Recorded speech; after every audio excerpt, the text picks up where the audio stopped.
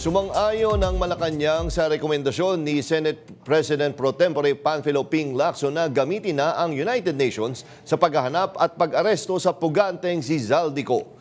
Yan ang umarangkadang balita ni Christian Bascones.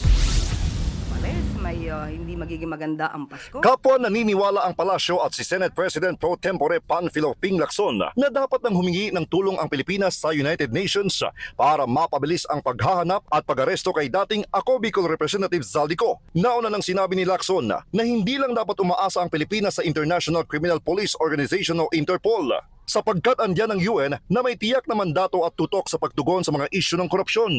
According to Foreign Affairs Secretary Lazaro, yes, we can explore UNCAC as it has international cooperation mechanisms, but it will have to depend on the country.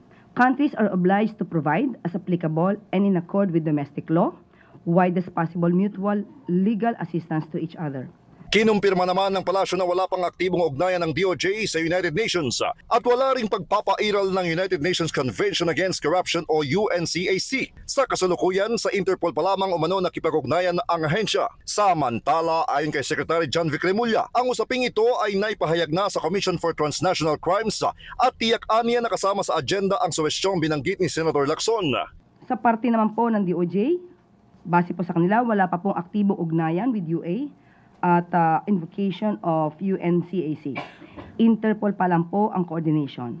Matatanda ang ipinagbigay alam at ipinaalerto na ng pamahalaan ang ibang mga bansa kung saan posibleng nagtatakosiko. Samantala, sa pangamba naman ng ilang grupo na baka muling mabahira ng isyu ng korupsyon ang mga farm-to-market road projects na inilipat sa Agriculture Department na dati ay hawak ng DPWH, tugon ng palasyo.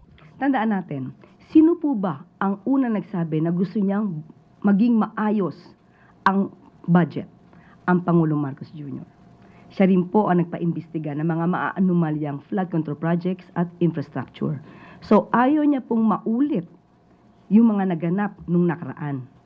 Kaya ito po ang nais niya, maging maayos lahat ang transaksyon, maging bukas sa publiko. Kaya po nagkakaroon po tayo ng transparency portal.